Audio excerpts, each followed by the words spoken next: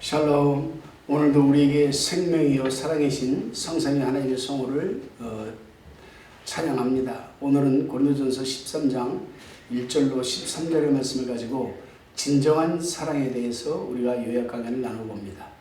먼저 본문 1절로 3절의 말씀입니다.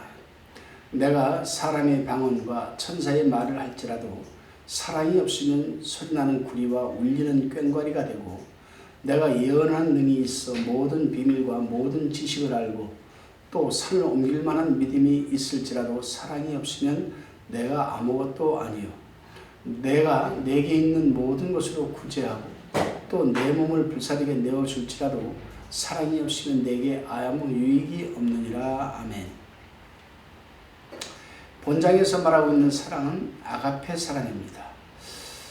하나님이 독생자이신 예수 그리스도를 모든 인류의 구원을 위해서 십자가에 내어주신 그런 희생적인 사랑, 이것이 바로 여러분 아가페 사랑입니다.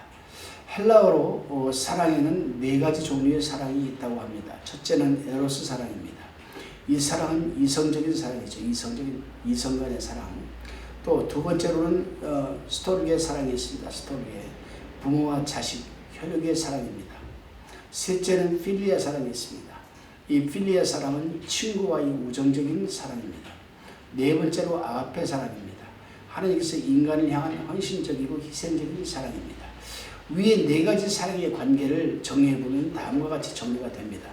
인간은 에로스 사랑에 의해서 태어나고 스톨게 사랑에 의해서 양육받으며 필리아 사랑에 의해서 다듬어지고 아가페 사랑에 의해서 완성되는 겁니다. 여러분, 고린도 교회 성도들이 방언과 같은 은사를 크게 여기고 자랑하기 때문에 아무리 방언을 하고 천사의 말을 한다고 할지라도 이 사랑이 없으면 아무런 유익이 없다는 겁니다.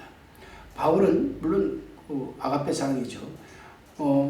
바울은 자신이 성경을 연구하는 능력이 있고 산을 옮길 만한 믿음이 있어서 하나님의 비밀을 알았다고 해도 사랑이 없으면 그것은 지식적으로만 하는 것이고 영적인 세계에 들어가지 못한 것이므로 아무런 유익이 없다라고 자신을 얘기를 합니다.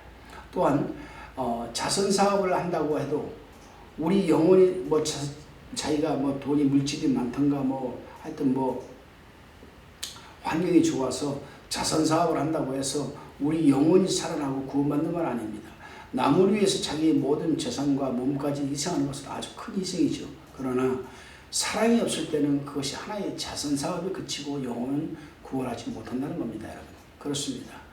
주제도 사랑으로 하지 않으면 아무런 영적 유익이 없는 겁니다. 이 구제도, 제가 발음을 잘못했습니다. 구제인데 주제라고 했습니다. 여러분, 이 구제하는 것도 사랑으로 하지 않으면 아무런 영적 유익이 없다는 겁니다. 왜냐하면 그것은 중생한 영의 역사로 하는 것이 아니기 때문입니다.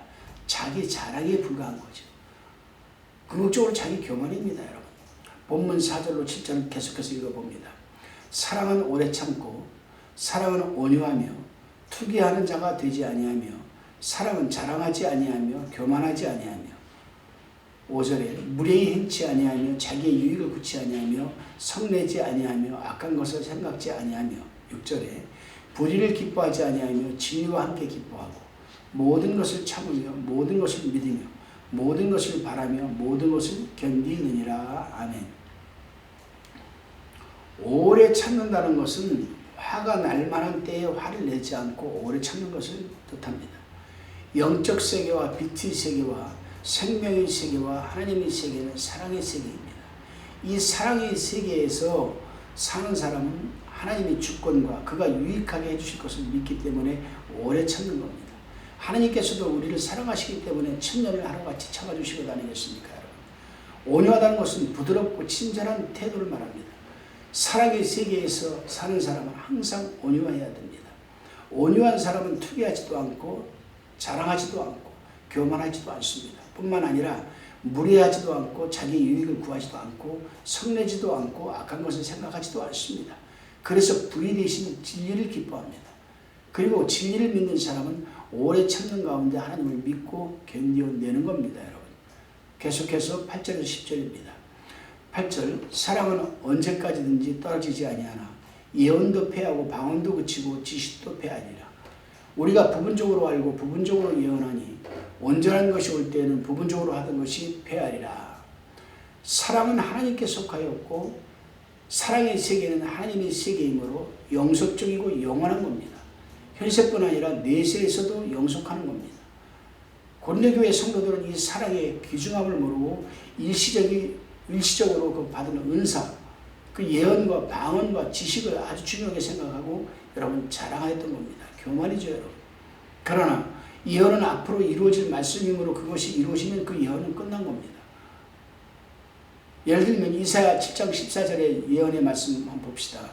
예수님의 동정녀에게서 탄생하실 것을 예언한 말씀인데 마리아에게서 예수님이 탄생한 후에는 그 예언이 끝나버리고 만 겁니다, 여러분. 그래서 예언도 패하고 이렇게 얘기를 하는 겁니다. 방언도 그치고라고 있습니다, 여러분. 이 세상을 떠나면 이 세상의 모든 말, 모든 방언은 그칠 날이 옵니다. 천국에서는 이 세상에서 말하는 모든 방언이 다 필요 없게 됩니다. 지식도 패하라고 했습니다, 여러분. 이 세상의 지식은 패할 날이 옵니다, 반드시.